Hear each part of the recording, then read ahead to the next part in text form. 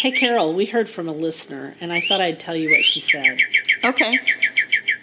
August is always when I get exhausted from gardening, too. But then it's time to plant the flower farm for the hardy annuals.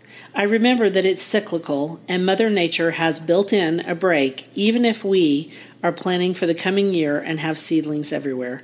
That was from Acres of Bloom on Instagram, and I don't know her first name, but it was really sweet, and it kind of gave me a little hope because, boy, it's been a rough summer. It is very hopeful. And I think she's the one. I started following her because I posted something about having a bare patch and didn't know what I was going to plant there. And I think she commented and said, perhaps violas. That's funny. That is so funny. She's funny then. I guess. Welcome to the Garden Angelus, where we talk about flowers, veggies, and all the best dirt. I'm Dee Nash from Guthrie, Oklahoma, where I garden on 7.5 acres out in the country. And I'm Carol Michael from Indianapolis, Indiana. I have a suburban garden measured in square feet. It's less than a third of an acre, or about a third of an acre. We call ourselves Garden Angelus because we are evangelists for gardening. We really do love gardening, and we want you to love it too. Yes, we do, and we aren't afraid to spill the beans and tell all of our gardening secrets, the good, the bad, and even the ugly, but that's enough of who, what, when, where. Let's move on to this week's episode. Hello, Dee. Hey, Carol. How's it going? How's your garden? It's all good. You know, when this episode drops, it's going to be the very last day of August. Can you believe it? No, I can't believe it, but I'm really glad, and I hate to wish time away, but I'm telling you, July and August were rough, and I'm ready for them to move on out. Bring on September. Bring on September. So tell me about your garden, then I'll tell you about mine.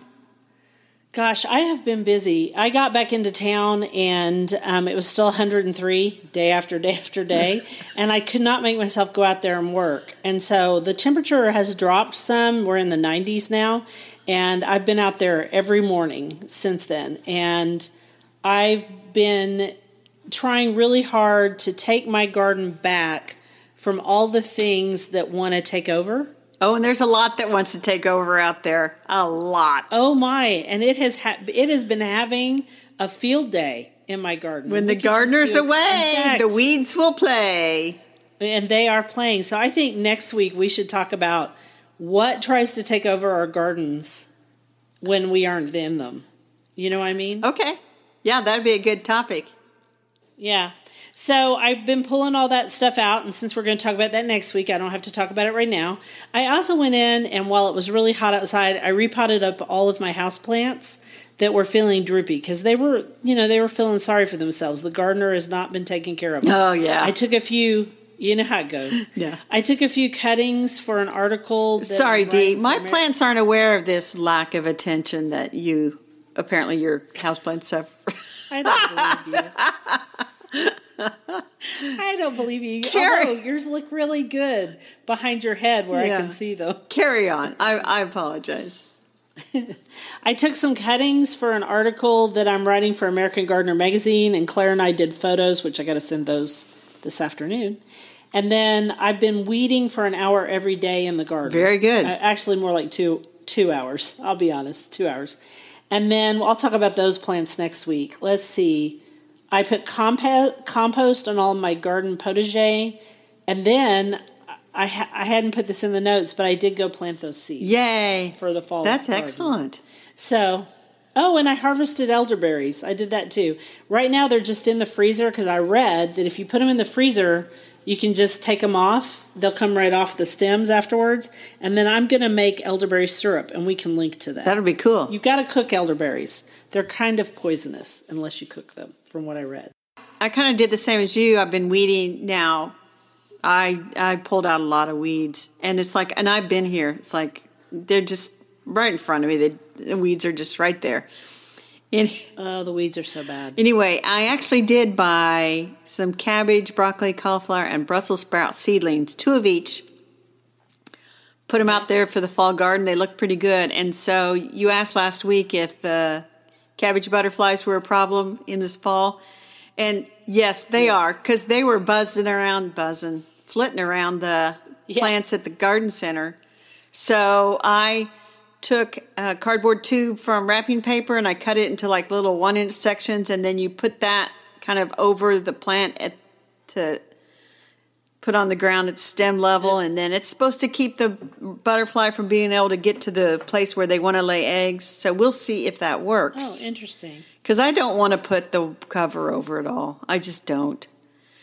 So, that's a lot. A really pleasant surprise. My sister texted me and said her husband had 4 bags of wood chippings and shavings from his wood carving.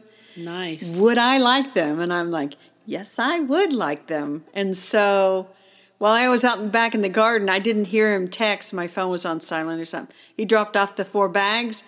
So I covered my path over with them real nice, and I'm reserving 1 bag because I don't have a little planting around my mailbox out front, and I feel like maybe I should. Mm-hmm. And so I'm going to, when things cool down, I'm going to dig up the sod around my mailbox, and I'll use some of those chippings to cover that and make a little garden bed. That's my week. Nice. Oh, and I posted about my green beans because I've been still picking them. I saw that picture on your post. Oh my goodness, that's a lot of green beans. And there was corn in there, and I want to say there was some squash. Or did I get that was a picture from when I first started picking green beans, and I probably picked 2 pounds every 2 days. Good for you. I've never seen anything like it. So I wrote a story with the garden fairies and the green beans. We'll link to it, and you said it was too long to read, but you can read it when you have more leisure time. No, I didn't say it was too long to read. I said it was too long to read on my phone. Oh. So I would rather read it from my desktop. And I have no room to talk. I did a post this week, too, called Fall Bulbs last week. We'll link to it. It's extremely long. So, yeah, no. Yeah, unlike mine, yours is probably helpful information. I don't know if it is or not.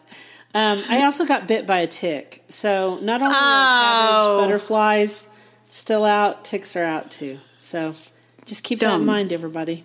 Yeah, you want to do our first quote? I do. A late summer garden has a tranquility found no other time of the year. William F. Longgood. Although we hardly paint a tranquil picture. You got bit by a tick and we have weeds everywhere. Just the essence of tranquility. But actually, in the right frame of mind, you go out on the end of a summer's day at the end of August, and things are pleasant, you know.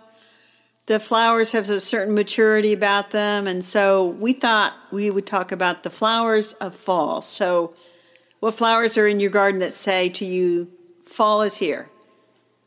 And we should also point out that fall in your garden starts earlier than fall in my garden. It is already kind of started. It's not here yet. And this goes back to an idea that I have a presentation that I've done in the past about perpetual spring. That when you plant your garden, don't just pick what's blooming in May at the garden center and plant that. Think about like violas? No, violas are March and April. You need to think about flowers for every month of the year. So you don't want everything that's right there in May. You don't. Okay. So you want flowers that are brand new in the fall. That's what I'm trying to say. I have a talk like this brand new in the fall. Yeah, yes. I have a talk like this too. I don't remember what mine's called. I think it's called, I don't know. I think it's called Enchanting April, but it's about planting for the whole year. Mine's called Perpetual Spring. See? Planting for fall, winter. Perpetual Spring. But we have to go, and wait a minute, we have to give credit to Sir Francis Bacon from the 16th century who had this concept of a perpetual spring. Okay. Good for him. Yeah, okay. So, what do you have in your garden that you think evokes fall? So, there are the usual fall flowers, but if you were to blindfold me and not tell me what time of year it was and drop me in the garden, I think that if I saw my hardy begonias in bloom, I would know it was late August. And they are in bloom. They're lovely pink flowers, and we've talked before about they're hardy enough for me, and you know they're a good perennial. They just show up in the shade, and it's funny because they're actually 10 feet away from where I originally planted them. They moved themselves. They do that. Flowers do that. They move themselves where they want to be. They seeded themselves. Good for them. I don't grow that one. So, and I don't know why. I need to look it up because it may be that I could grow it and just don't know. I think you could grow it, but here's the thing about it. I think it does like a lot of water. It's a begonia. Yeah. Could be that. And you know what? Not doing that. And it's fairly common, and it's not one that you're going to walk into the garden center and see a hardy begonia. It's not fancy. You said it's fairly common. It's a pass-along plant. I see. It's a pass-along plant, especially where you live. Okay. Yes. Never seen it here. I'm not saying it doesn't grow here. I just haven't seen it. Okay, so do you want me to pick one now that you picked one? You pick one, and then I'll pick one, and then you pick one, and then I'll pick one. Well, okay, so I've got the flowers of early fall, and then I've got the flowers of late fall, and they're different. So, because Oklahoma traditionally has a very long fall, which makes up for the crummy summer, which we've all been suffering all over the country. Early fall, it would be autumnal sneezeweed, Helenium. Yeah, we've talked about that. And then whenever you say that, I always have to go, achoo! And then you say, it doesn't cause you to sneeze. It doesn't make you sneeze, which is why I don't think it's planted more, is because of the common name. I really do. It is a pretty flower. It is. It's a beautiful flower, and it comes in colors now, lots of colors. And in fact, that reminded me that on Gardener's World a couple of weeks ago, and I think we discussed this, they had the man from Great Britain who has the national collection of heleniums. We did not talk about this, Dee. I would have remembered such a thing. He was adorable. You would love him. Seriously. I did not watch that episode. Oh. It's a pretty episode. And he's like all people that are, have a love for a plant. He was like, and the reason I grow this one is because it's 5 feet tall and you can't find it anywhere, and I'm trying to reintroduce it to the trade. And he's just enthusiastic, and he was very fun to watch. And I've never seen so many heleniums in my life. I have 2. That's all I've got. So that's mine. What's yours? Well, I have 0 because my helenium, it left and it never came back. Where did it go? I don't know. One year it's like, oh, I don't have helenium anymore. I don't know. I have several plants that do that. And then sometimes they show back up. And I go, oh, where were you? You know what I mean? Sometimes I do know what you mean. They show back up and you go, okay, I guess you're back. Okay, so what's another one? So this one is another one. And I don't know why this one is really hard to buy. But I got it from the Elizabeth Lawrence Garden 5 or 6 years ago when I last visited there. And it's Bernardia japonica.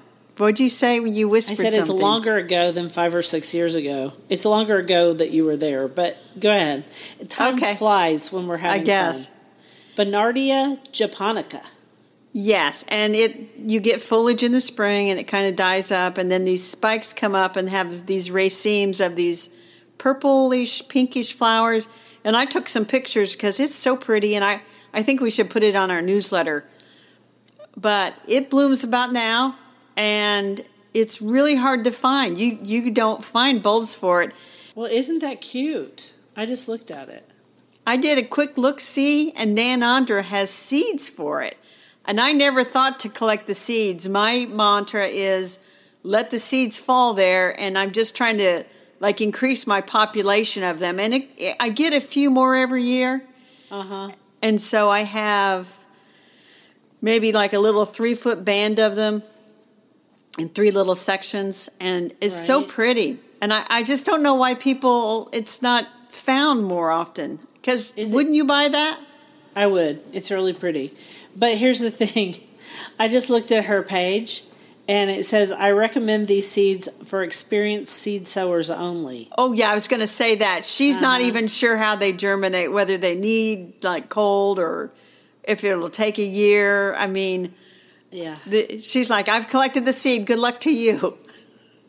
Yeah, well, and she also says she had good results by sowing a 1/4 inch deep in fall to early winter, setting the pot outside in a spot protected from mice to germinate when conditions are right in the spring. Yeah, sort of a winter sowing technique. Yes, I would say it's definitely a winter sowing technique. which I've about decided I need to do some winter sowing, but that's another topic for another day. But that's my Bernardia, and I love it. I just want the bulbs. Where can you find the bulbs, Carol? So if you were really nice to me, I might dig one up and send it to you in the spring, but you'd have to like be nice, like until spring, and then you would have to remind me, and then you would have to send me an oxblood lily. Okay, moving on. Remember that from a few weeks ago? What was that lily? I remember that. Yeah. You know what's weird? I wasn't here when they bloomed, and so I don't know if they bloomed or not. The pink ones did, but I don't know if the red ones did. So I may not have them right now. That may be a plant that was left my building, as it were. Okay, you're up next. You're next. Okay, so ornamental grasses. My ornamental grasses are starting to look really good. It's that time of year. Can I talk about my favorite one? I got to look it up real quick while I'm talking about it. Is it pink muley grass? No, it's not pink muley grass. Muley? I love pink muley. No, it's Black Hawk's grass. But I've never heard of it. Make sure it's newish. It's big blue stem. See, I made a mistake. I put it on my story, and I said it was little blue stem. It is not. It's big blue stem. It is the most beautiful grass. It's dark chocolatey purple, because you know it's purple, really, not black. Yeah. And it's a blue stem, so it grows like a blue stem. Blooms on top, looks really good. Takes a long time to get going. I bought my plants 2 or 3 years ago in the fall from Steve Owens, but you can order it also from American Meadows. You want to give a link to that to me, and I'll make sure that's in the show notes. Link to it as we're talking. So is it hardy enough for me? Cause let me look and see. Because that pink muley isn't. Yes, this one is hardy zones 3 through 9. Oh yeah, we're all in. Okay. Yeah. What was that called again? Black Hawk's big blue stem, and I just gave you the link. How big does big blue stems get? Well, this one gets to be pretty tall. Let me see. They say 4 to 5 feet. I would say mine's 4 feet tall. That's pretty tall. I don't think I'll put that around my mailbox. I'll take a picture of it in the bed and send it to you. Okay. And then I'll share it on my Instagram again with the right name instead of little blue stem. And I should have known it was big blue stem. It's too big to be little blue stem. You can't go back and fix Instagram. I'm surprised somebody didn't call you out on that, Dee. You know, it was just on a story, so it was only up there 24 hours, so they didn't have time. Yeah. And besides, I've been just giving them all kinds of tips, so they can't keep up. All right, go ahead. Go. So my next one, this is my last one I had. I just discovered it the other day when I was putting down the wood chips in the path. I looked over and I'm like, that cyclamen that I bought last spring that I didn't realize it was a fall bloomer, and the common name is Persian violet. That's why I bought it. But my cyclamen hederifolia is the official name. It's in bloom. Now, is it going to overwinter? I don't know. And as soon as I realized where it was, I'm thinking that was a dumb place to plant it. I should have planted it in another place where I would be more likely to see it without like walking around over to that part of the garden. It's one of those little plants that gets lost if you're not careful. Right. There's a bunch of those in my shade garden, which my shade garden's been unhappy all year. I mean, ever since summer, because I think my watering system is messed up over there. Again, another story. If it comes back up in the spring, I think I'm going to move it. Yeah, but it's a Persian violet, and it's beautiful, and I like it. So that one's in my new fall collection. Nice. Okay, and none of my stuff is like super. Well, I won't. That's not true. My Black Hawk's grass is rare, but the next one I'm going to share is not rare. It's goldenrod, but it gets a bad rap, and I know you grow it too. Yep. And you grow several varieties. I'm down to one because I have Solar Cascade, which was rare in cultivation but has been brought back. The other one I decided was a weed that I had inadvertently let grow, and I thought, this is dumb, so I yanked it all out. So by weed, you're saying it has the rhizomes that are underneath the rhizomes? I'm saying it just showed up as a weed, and I was dumb and let it stay. And if I'm going to plant any goldenrods, I'm just going to plant name varieties. That's all I'm doing. So okay, mine's not a name. My most successful one, as you can imagine, is not a named variety because I live in a bad part of the world. And you don't live in a bad part of the world. You live in the prairie. Yeah, this prairie one loves it here. But I do have to pull it up because it has rhizotomous stems. But here's the deal. I just pull it up. They all are like that. They're all easy to yank. Yeah, even the Solar Cascade is beautiful. I used to have fireworks. I don't know where it went. It died. Some aster took it over. So I'm just going to grow this one. So mine's goldenrod. And once again, I also did another thing on Instagram about goldenrod because it also gets a bad rap. And I don't know if people can hear it in my voice today, but I have really bad allergies today, even though I've taken allergy medication. And it's because of, what's it because of, Carol? It's because of ragweed. Yes, which is ambrosia, I don't know. Might be alternifolia, who knows. Its first name is ambrosia. I can always remember because I hate it so much, and it should not have a name like ambrosia. Oh, yeah. No, it should not have a name like that. So let's move on to vegetables because we've been nattering along about these flowers. Can we just quickly talk about two more, and then I'll stop? Okay, sure. Asters and mums. I've written about them a lot on the blog. I love asters and I love mums, and we could just do a whole show on asters. And you also asked me about toad lilies, whether I have toad lilies. Yes. Yes. Yes, I do. And you must too. I have toad lilies as well, and they're out there blooming, and they're always so sweet. They're not native. They're from Asia, They're from Japan. They're from Japan. But they're so sweet. Yeah, they're not like some things from Asia that want to take over our lives and make us miserable. No, they're a nice thing. They're a very nice thing. Japan. Very beautiful. A lot of named varieties out there. We should do a whole show on toad lilies. I think we did a long time ago. And we should do a whole show on asters and a whole show on toad lilies. Okay. Okay. Ready? Go for the quote. Love is to the heart what summer is to the farmer's year. It brings to harvest all the loveliest flowers of the soul. And that's by Billy Graham. I love that quote. That is a very good quote. So fall is when we need to have the soil talk, Dee. Okay, hit it. So in a vegetable garden in particular, growing all those vegetables and producing all that stuff, it wears the soil down. It wears a soil down. So you put compost on your beds to refresh them. Another thing that you can do, which I'm going to do, is I'm going to plant some cover crops out there. And we'll link to Botanical Interest with their cover crops. But in particular, things like peas can be used as a cover crop in the fall. Did you know that? Uh-huh. And buckwheat. Uh-huh. Crimson and clover. Fava beans. And my they'll personal favorite is crimson clover.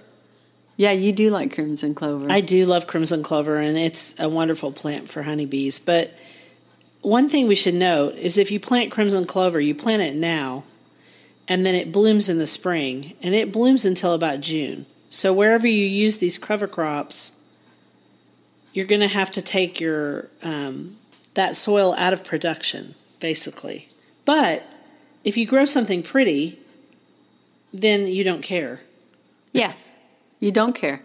So I have a bunch of leftover pea seeds, and this week when we get to our commissions, I'm going to rip out my sweet corn that's no longer producing, and I am going to just sow those pea seeds in there without any trellising or anything, without the intent of getting a crop, but with the intent of just enriching the soil. And I think that'll do that a world of good. So when you get done with those peas, because you don't have to grow them all the way to maturity, a lot of people just chop them off at soil level, Right. And then lay them on their sides, and actually they use them as mulch a lot of times. That's what I plan to do. Is that what you're going to do? And just plant into the peas. I think it's interesting that you say that because there's a really good video. It's either on Farmer Lee Jones's Instagram or on the regenerative farming people from Oklahoma, their Instagram. And they talk about planting right down into a cover crop. I have seen that. Oh my gosh, that was so good.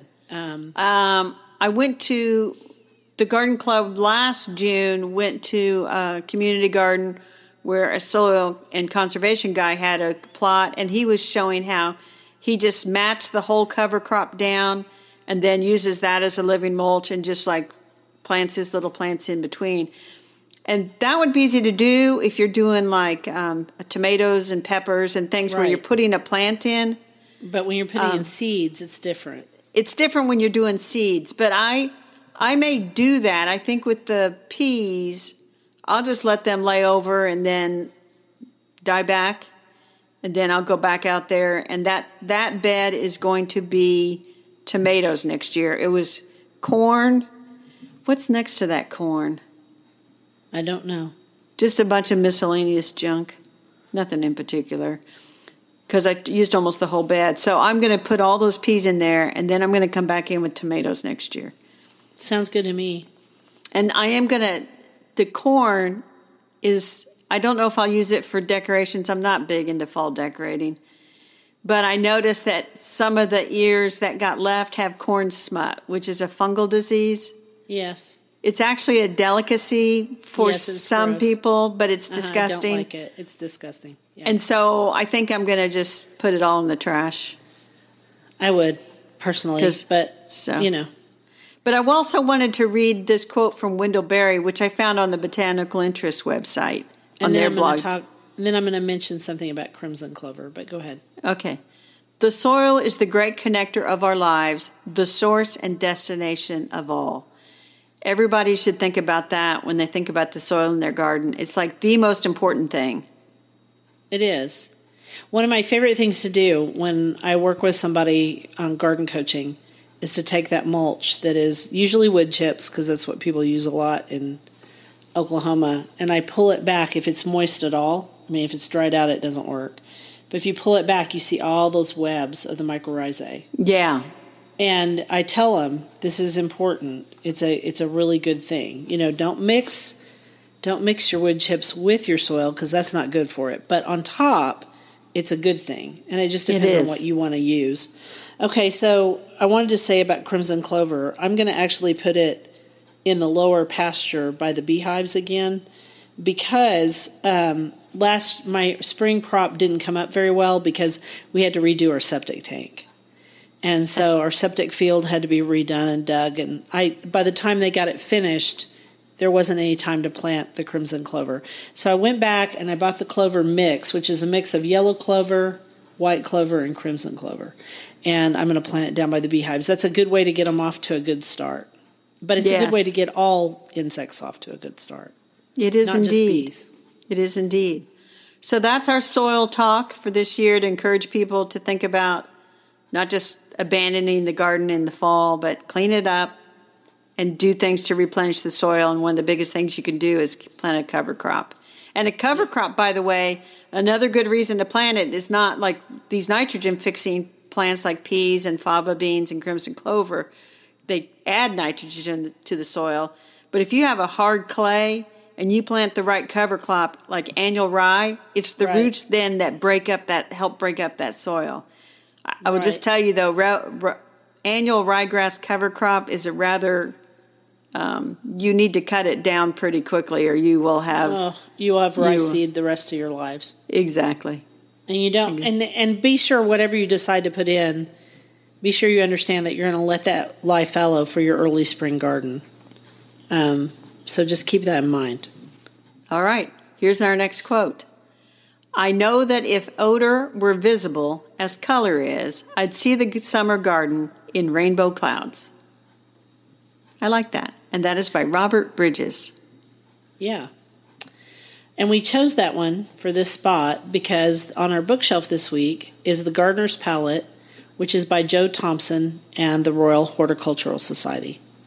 And I ended up with this book because of our friend Marianne Newcomer. When we were in England on the tour, she said it was her favorite book that she had read all year. And then I told her to read Farmer Lee Jones's book, and she bought it. So we both ordered books while we were in England to be delivered at home. Yeah, that looks like, from the picture, that looks like it's about the size of the Farmer Lee Jones book. It's not quite as big, but it's not one that you sit down and read cover to cover. Because I started to do that, and then I went, no, that's not That's not what this is meant for. It's at all. coffee table size. It is coffee table size, and it's meant for you to look through it and decide what kind of color palettes you want in your garden, and then it tells you what to plant to get that color palette. And these are complicated color palettes, okay? And I'm going to show one to Carol so that she can see. I see that. So that one has purple, pink, cream, and fuchsia. Kind of a light yellow and a fuchsia. And so, but some of them have even more. Like this one has 6 colors. Browns, peach, blue, and yellow orange is what they call it. Okay, so here's the thing. This is a really good book. And it's not a cheap book because, even though Timber Press published it, it's an RHS book. So it's complicated and it's big and hardy. But if I were designing a new garden or a new section of the garden, and I am actually, maybe not, I've about decided with my daylilies that I'm not going to put them in a new space. I'm actually going to dig up some daylilies and sell those at our sale, which will be not this episode, but the following episode. Yes. And in that process, though, I'm thinking a lot about what colors I want around those daylilies. So that's what this book is for. It's to design whatever color palette you want. And one of the things I really loved about it was, I love this. This is one of my favorite things. Not something I would normally do. Can you see it? I do see it. Okay, it's called Color Love.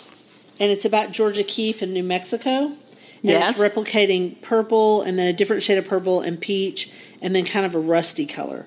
And it's the mountains around Santa Fe. And so, and adobe walls. I think I'm lost in color, Carol. Anyway, the point is, it's to design. It's to design your garden better with color. And it's not something you read cover to cover. It's something you pick up and dream about what you want to do. And in my case, I have a lot of bright colors in my garden because I live in Oklahoma and we have very strong sunlight. Whereas I noticed that all the Rhode Island people that went with us to England were kind of surprised at some of the English garden choices because they tend to choose more pastels out in Rhode Island, partly because they have cloudier skies sometimes and they don't have the intense sunlight we have here. I mean, if I put butter yellow in my garden in the middle of summer, it's going to fade out to white, kind of a brown white. And so they don't have the same conditions. But what I noticed in England when we were in August is that everything that was doing well had bright colors, and it was because their sunlight was intense for a change. Right. So just an interesting thing. I don't know anything about Joe Thompson. Oh, look at, I got to show you this one. This one's called Rich Red and Blue. How many squares is that, Carol? 1, 2, 3, 4, 5, 6, 7, 8, 9, 10, 11, 12. 12 squares. So this is an intense book, makes you think, and you won't be able to use all of the colors that she uses. And she also talks about how color changes over the summer. So back to that eternal spring or perennial spring. Perpetual spring. Perpetual spring. I was just using all of the synonyms. The point is it changes over the summer, right? So what it may have beautiful, I've decided, I realized after I did my fall bulb order that I really like white daffodils a lot, and I like jewel tones in my tulips. That's something, so those jewel tones fit for me, but then as summer goes on, I have a lot of grasses in that same bed, and so there are just different colors. Anyway, it's a great book. It's worth having on your bookshelf. I bought it. I did not get it from Timber Press. I should have asked for it from them, but I think I will tell them that we talked about it. It's a very good book, and I'm glad that So is it Timber Press? You said Timber Press and Cool Springs both. Which one is it? I meant Timber Press. I didn't mean to say Cool Springs. Timber Press. Timber Press. I just put it on hold at the library while you were talking. I noticed you were doing something while I was talking. I was like, I'm going to get the library book before I invest in it. She also talks about magenta phobia, which made me laugh out loud because a lot of people don't love the color magenta. I thank God every day for the color of magenta. It makes my summer garden look good. Oh yeah, that's a great color. But a lot of people don't like it. They think they don't like it. They don't like School Blush Yellow. They don't like orange. I'm like, oh, good grief. I was going to all say, those colors. If you put color squares on a piece of paper to emulate my garden, it'd be like, ooh, that girl doesn't know much about color theory. Not everything matches. I think your garden is pretty. And so our friend Marianne is always thinking about color, so I know why she loved this book. It's a good book. Very good. All right. And once again, that's The Gardener's Palette by the RHS and Joe Thompson from Timber Press. Ready for the next quote? We are ready, Miss D. Gardening imparts an organic perspective on the passage of time by William Cowper. True that.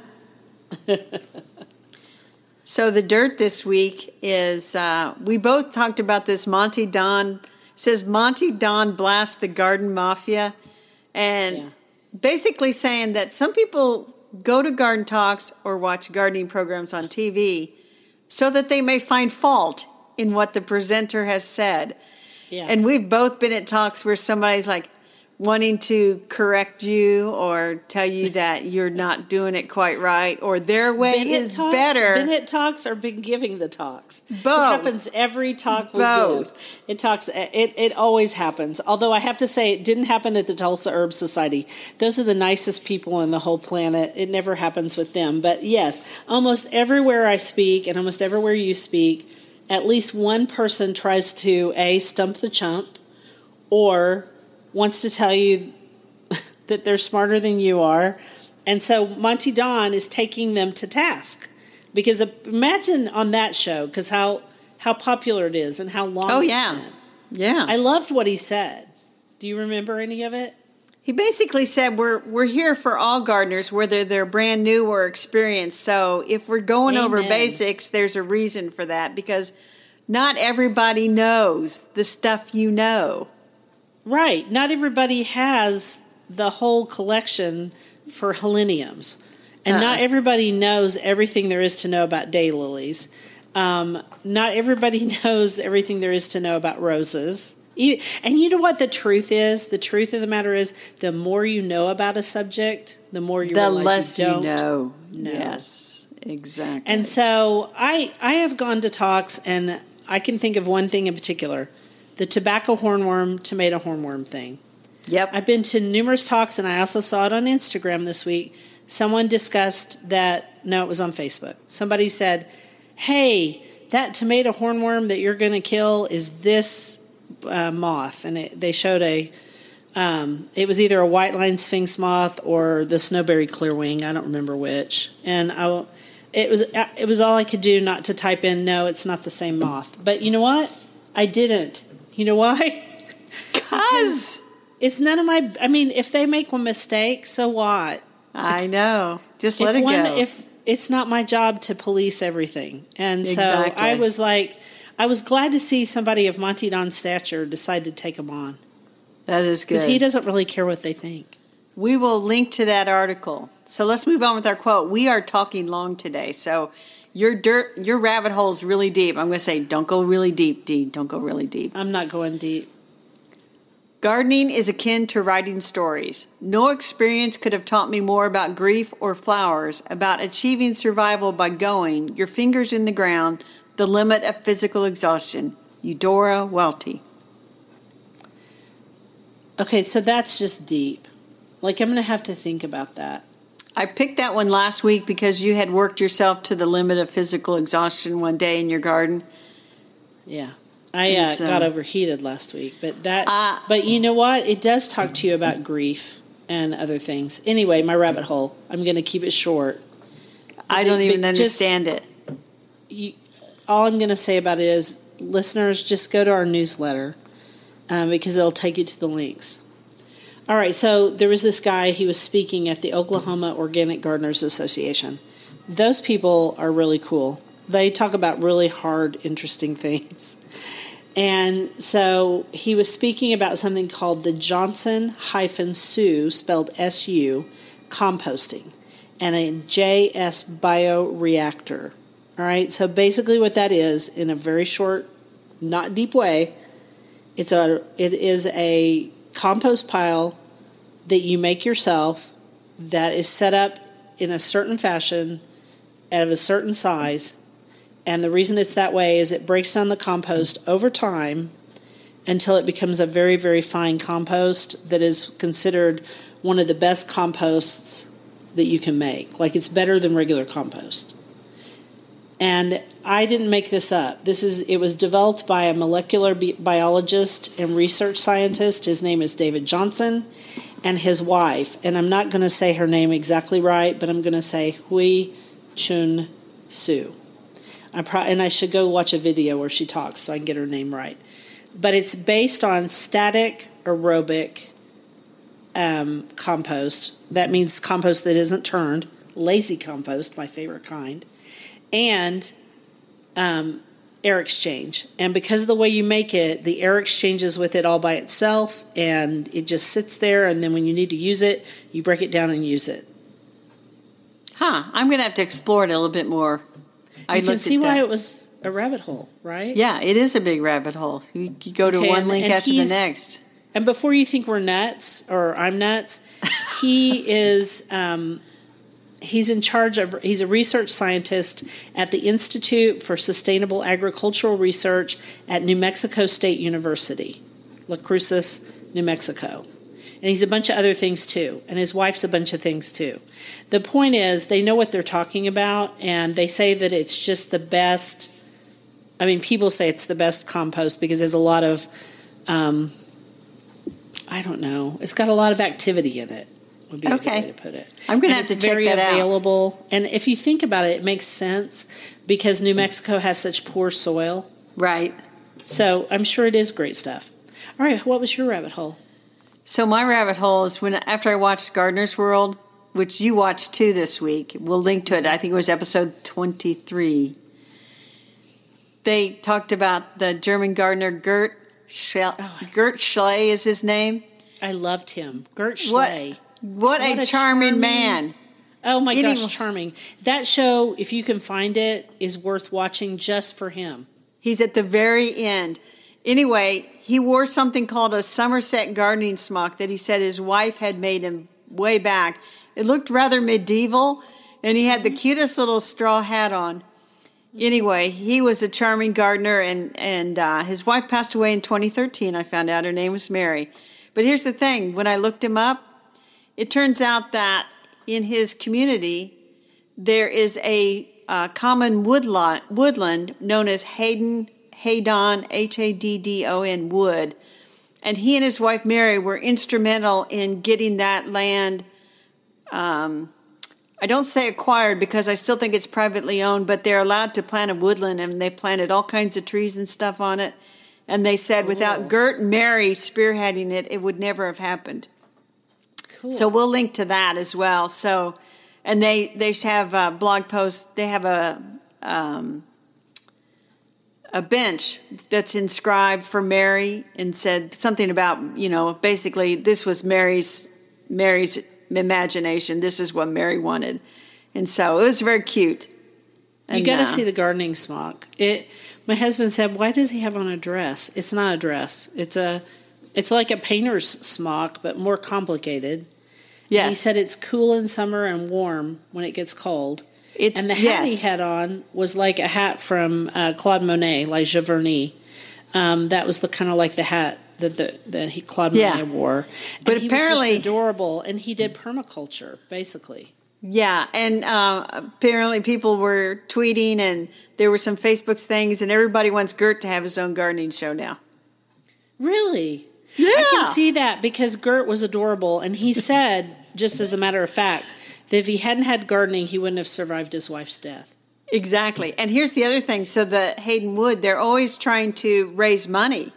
And I'm thinking, if you could find somebody to make those Somerset gardening smocks and that hat, and you sold those things, you'd have more money than you would ever know what to do with. Because I'm telling you, people would buy that like crazy. I'd buy one.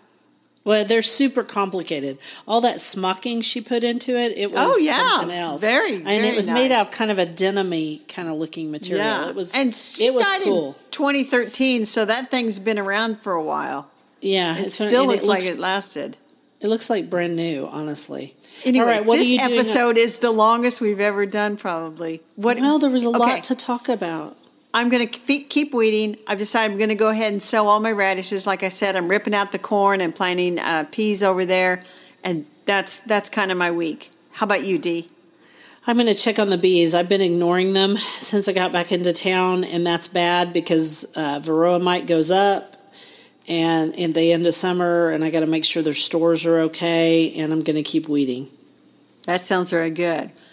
Well, we want to thank everybody who made it this far. Thank you for listening to The Gardenangelists. I hope you've hit the subscribe button so you don't miss a single episode. We publish every Wednesdays at 12 midnight Eastern Time. And if you listen to Apple Podcasts, we'd love a 5-star review. It helps us get noticed by others. Could you also share our podcast with your gardening friends? Word of mouth is still the best way to get the word out there. And be sure and check out our show notes for links for more information about today's topics, plus links to our own websites. And subscribe to our new Substack newsletter, The Gardenangelists at Substack.com, which is also linked to in our show notes, and it's doggone funny. And if you want to help support us, use those affiliate links. If you buy something after clicking through on them, we earn a small commission, and it costs you nothing. It was lovely to chat with all of you over the garden gate today. Bye until next week. Bye, everybody.